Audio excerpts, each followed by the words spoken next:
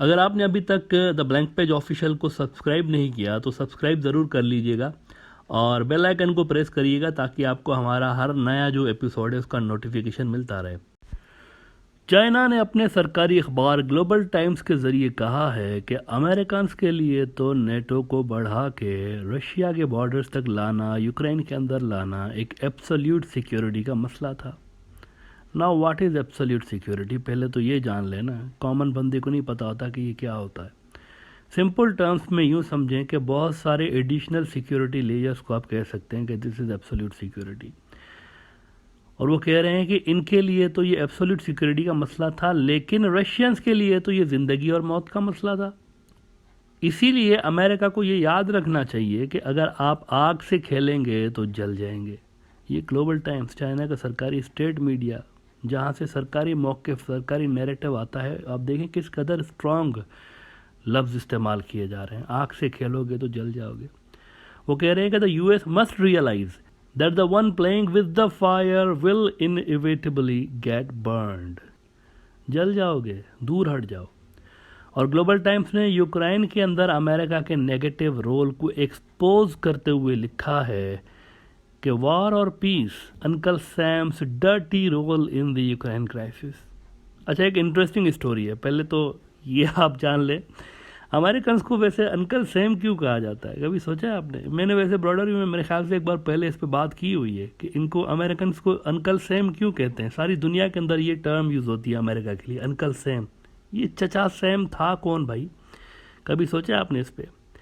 देखिए, हुआ ये था कि आज से कोई 200 साल पहले, बहुत पुरानी स्टोरी है, 1812 में, ये 2022 चल रहा है ना, 1812 में, आज से कोई 200 साल पहले, जब अमेरिका के अंदर यूरोप के मुल्कों की यलगार जारी थी, यूरोप के कई मुल्क इस नई दरियाफ्त शुदा ज़मीन पर कब्ज़ा करने की कोशिशों में व्यस्त थे। अगर आप अमेरिका का देखें, मैप देखें ना दुनिया का, अगर आप, तो अमेरिका जो है ना, ये ज़मीन का टुकड़ा दुनिया, बाकी की दुनिया से अलग है एक तरह से। 1492 में, कोई 600-700 साल पहले आज से, एक बंदा था क्रिस्टोफर कोलंबस। ये एक रोज़ यूरोप से निकलता है, नए नए मुल्क खोजने की और सफ़र करने के इसको टास्क मिले हुए होते हैं। ये भी यूँ समझे कि उस ज़माने का कोई एजेंट था असल में, कोलंबस साहब। तो ये निकला और उन्होंने ज़मीन के इस हिस्से को डिस्कवर कर लिया कि यहाँ भी कोई, बाकी दुनिया से हटके यहाँ भी कोई है जगह जहाँ पे लोग रहते हैं। तब से लेके यूरोपीय मुल्क वहाँ फ़ौजें भेजने लगे और लड़ाई होने लगी कि ये जो ज़मीन का नया टुकड़ा है इस पर हमारी हुकूमत हो, हमारा मुल्क हो वहाँ पर। और वहाँ के जो लोकल्स पहले ही रहते थे, वो भी रहते थे पहले। ऐसा नहीं कि पहले कोई था ही नहीं वहाँ पे। रेड इंडियंस जो वहाँ के काले हैं ना, अमेरिका के, असल वहाँ के जो मालिक हैं वही हैं, वो रहते थे वहाँ पे। तो उनको मार के और उनकी एक जेनोसाइड हुई है बेचारों की। ये आज लोगों को ह्यूमन राइट्स का ये दर्स देते हैं, लेकिन अमेरिका की ख़ुद की हिस्ट्री अगर आप देखें तो बड़ी पेनफुल रही है। वो जो लोकल्स थे बेचारे कमज़ोर थे, उनके पास टेक्नोलॉजिकल, ज़ाहिर दुनिया से कटे हुए थे, तो उनकी टेक्नोलॉजीज़ और उनके पास जो कुछ भी था काफ़ी कमतर लेवल का था। इनके पास बड़े एक पावरफुल किस्म के वेपन्स थे, तो वो जाकर उन्होंने उनको मार मार कर और इलाके खाली कराते गए और उन पर कब्ज़े करते गए। मुख्तलिफ ममालिक, यूरोप के मुख्तलिफ, बरतानिया, इटली, फ्रांस, इन सब ने वहाँ पर अपनी फ़ौजें भेज के इलाके कब्ज़ा करते गए और इनके लोग भी वहाँ जाकर सेटल होते रहे वहाँ पे। और छोटे छोटे एक यूँ समझे कि वहाँ पर मुल्क बन गए और उन मुल्कों की फिर आपस में भी खाना जंगी हुई, लड़ाइयाँ होती रहीं, सिविल वॉर उनके अंदर। तो इस तरह से था। फिर बाद में उन्होंने फाइनली ये डिसाइड किया, वहाँ पर जो बस गए कई सदियों तक वो लड़ते रहे आपस में, लेकिन बाद में उन्होंने कहा कि यार लड़ाई माफ़ करो, अब हम यहाँ पर ही रहेंगे, क्योंकि हमारा तो जीना मरना इसी ज़मीन के साथ है, तो हम यूरोप वालों के कहने पे क्यों लड़ रहे हैं। उन्होंने बगावत कर दी और इन्होंने कहा कि अब जितनी भी यहाँ पर हैं हमारी स्टेट्स, तो उन्होंने क्या किया कि उन्होंने कहा चलें अब मिलके यूनाइटेड स्टेट्स बनाते हैं, यूनाइटेड स्टेट्स ऑफ अमेरिका। हम अलग अपना मुल्क बनाते हैं, हमारा उनसे कोई ताल्लुक़ नहीं यूरोप वालों से। इस तरह से अमेरिका के अंदर मुख्तलिफ रियासतें मिलके यूनाइटेड स्टेट्स बन गए थे। तो वो जब मार कुटाई चल रही थी, कई सौ सालों तक चली ना, ये सारी जंग जो थी, कई सौ सालों तक ये कब्ज़े को मुस्तहकम करने की जंगें चली। ऐसी ही एक जंग थी 1812 में, ये जंग हुई थी अमेरिका के खुद के बीच और यूके वालों के साथ। यूके वाले उनसे लड़ रहे थे कि आपने हमें, हमारे ही लोग गए वहाँ पर और उन्होंने हमें ही डिसोन करके वहाँ पर अलग एक सोसाइटी बना लिया, अलग मुल्क बना लिया है। बाकी भी मुल्क थे उनके साथ, फ्रांस वालों के साथ, इनके साथ मिलके, तो उन्होंने कहा ये तो बिट्रेयल हुआ है, तो वो इनसे लड़ते थे यूके वाले। तो इनकी जंग हुई थी यूके वालों के साथ कोई 1812 में।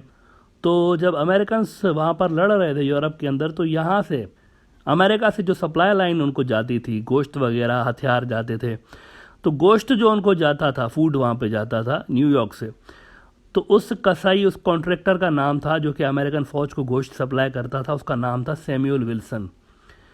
अच्छा, इसका जो गोश्त होता था एक मखसूस पैकेजिंग होती थी, बैरल के अंदर गोश्त भरा हुआ होता था, उसके ऊपर सैम लिखा हुआ होता था, सैम एक वहाँ पर लिखा होता था, यानी उसका नाम था सैमुअल विल्सन, तो शॉर्ट नाम उसका लिखा होता था सैम।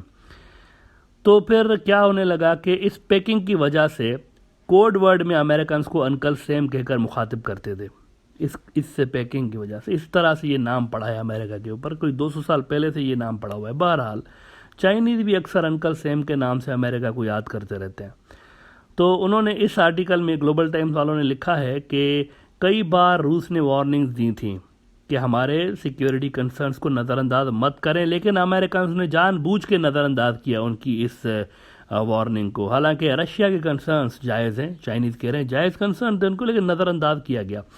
ग्लोबल टाइम्स ने बल्कि इसमें एक कमाल का जुमला भी लिखा है यूक्रेन क्राइसिस के हवाले से कि the crisis offers a reflection of the cold war mentality and zero sum game pursued by the US for its own narrow geopolitical gains. The US must realize that the one playing with fire will inevitably get burned. अच्छा, Ukraine से एक और बहुत बड़ी और चौंका देने वाली खबर सामने आई है कि रशियन फौजी कुछ बायोलॉजिकल लेबॉर्ट्रीज तक वहाँ पर पहुँचे, आगे बढ़ते जा रहे थे, तो कुछ शहरों में उनको बायोलॉजिकल लेबॉर्ट्रीज ऐसी मिली हैं कि वहाँ जो कुछ भी चल रहा था उसको देखकर वो भी चकरा गए हैं रशियंस। हालांकि अब जो बात मैं आपको ये बताने जा रहा हूँ उनको क्या मिला है वो एक डेवलपिंग स्टोरी है, आज की ये ब्रेकिंग न्यूज़ है, आज ये वाक़या हुआ है। लेकिन एक शॉकिंग न्यूज़ ज़रूर है। चाइना का ही एक सरकारी मीडिया है, यानी स्टेट से जुड़ा हुआ CGTN, ये न्यूज़ आउटलेट एक बहुत बड़ा, ग्लोबल टाइम्स की तरह ये भी बड़ा न्यूज़ आउटलेट है। इन्होंने रिपोर्ट किया है कि Russia US funded Ukrainian biolabs studied bad coronavirus samples. Now this is a huge development. आज रशियन डिफेंस मिनिस्ट्री ने कहा है, एक सेंसेशनल क्लेम उन्होंने कर दिया है कि यूक्रेन के अंदर अमेरिका जो है ना, ये कोरोना वायरस के नए नए वेरिएंट्स पर तजुर्बा कर रहा था वहाँ पे बैठ के, यूक्रेन के अंदर बैठ के नए नए वेरिएंट्स के तजुर्बे कर रहा था कि इसको कैसे फैलाना है और फिर इसकी वैक्सीन किस तरह बनेगी अगर ये फैल जाए। तो ये नए नए बायोलॉजिकल वेपन्स तैयार हो रहे थे। अब ये हाल है, इस दुनिया में हम दाखिल हो चुके हैं मित्रों। एटम बम मिसाइल कम नहीं थे, अब बायोलॉजिकल हथियार भी दुनिया के ऊपर आएंगे। इस्लाम के आखिरी पैगंबर हज़रत मोहम्मद सल्लल्लाहु अलैहि वसल्लम की जो दज्जाल के बारे में अहादीस हैं, दज्जाल यहूदियों का झूठा मसीही जिसकी पूरी दुनिया के ऊपर हुकूमत आनी है इस्लामी अकीदे के मुताबिक और क्रिश्चियन अकीदे के मुताबिक भी, सवाए वैसे मक्का और मदीना के हरमैन के अलावा उसकी हुकूमत आनी है। तो दज्जाल के बारे में रसूलुल्लाह सल्लल्लाहु अलैहि वसल्लम ने फरमाया है, कई तरह की हदीसें हैं, उनमें बायोलॉजिकल हथियारों का वैसे कुछ हिंट मिलती है। मिसाल के तौर पर ये कि देखते ही देखते किसी मुल्क की हरी भरी फसलों को तबाह कर देगा, जो उसको नहीं मानेगा, उसकी बातें नहीं मानेगा, हरी भरी फसलें देखते ही देखते तबाह हो जाएंगी विद इन मिनट्स, और देखते ही देखते सहराओं में लहलहाती फसलें तैयार हो जाएंगी, सहराओं में, डिज़र्ट में, देखते ही देखते। और इस वक्त आप देखें, हम बीमारियां फैलाने पर रिसर्च कर रहे हैं इंसान, यानी जो पैसा बीमारियों के इलाज पे रिसर्च करने में खर्च होना चाहिए वो कहाँ पे खर्च हो रहा है, बीमारियां फैलाएं कैसे, इस पे खर्च हो रहा है, इस पे रिसर्च हो रही है। अगर ये चीज़ चाइना के अंदर से निकलती ना, मैं आपको बता दूं पूरा वेस्टर्न मीडिया अभी तक पागल हो चुका होता, गला फाड़ फाड़ कर चिल्ला रहा होता कि कोरोना वायरस चाइना से फैली है, इसका बहुत बड़ा प्रूफ मिल गया। लेकिन यहाँ पर चूँकि यूक्रेन से निकल रही हैं चीज़ें, अमेरिकन फंडेड लेबॉर्ट्रीज से, तो इसको डाउन प्ले किया जा रहा है।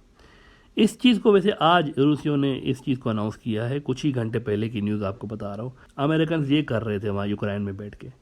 अच्छा, इसके अलावा एक और बड़ी डेवलपमेंट ये हुई है वहाँ पर मिडल ईस्ट में हुई है, और यूरोप के बिल्कुल गेट पे तुर्की बिल्कुल यूरोप के गेट पे, इजरायली सदर पहुंच गए तुर्की। इजरायली सदर तुर्की के अंदर। You see how quickly events are taking place, कितना तेजी के साथ इवेंट्स होने लगे हैं आजकल। इजरायली सदर तुर्की पहुंच गए हैं। चंद रोज कबल ब्रॉडर व्यू में मैंने आपको बताया था कि ये होने जा रहा है, ये पहुंचने वाला है, लेकिन अभी तक जो इस दौरे की डिटेल्स हैं वो आना बाकी हैं कि क्या क्या चीज़ें एर्दोगान ने डिस्कस की हुई हैं इजरायली सदर से। अलबत्ता कई माहिरीन का ख्याल है कि एर्दोगान कोई बड़ी गेम खेलने के चक्कर में है। इस पे जैसे ही कोई डिटेल्स आती हैं इस दौरे के बारे में तो ब्रॉडर व्यू में हम इस पे बात करते रहेंगे, लेकिन nevertheless this is extremely significant development. और चाइनीज़ ने जो नैरेटिव अपनाया है रशियंस के बारे में, इससे क्लियर हो जाता है कि मुकम्मल तौर पर रशिया और चाइना यूक्रेन के मामले पे एक पेज पे हैं, और ये अमेरिकन के लिए अच्छी खबर नहीं है। और ये जो कोरोना वायरस वाला जो एक नया इंकशाफ हुआ है, इसको डेफिनेटली रशियंस और चाइनीज़ मीडिया उठाएगी और इसको सारी दुनिया के अंदर वो फैलाएंगे भी कि क्या क्या हो रहा था वहाँ पर। मोस्ट प्रोबेबली इससे अमेरिका के इमेज को वो काफ़ी डैमेज कर सकते हैं।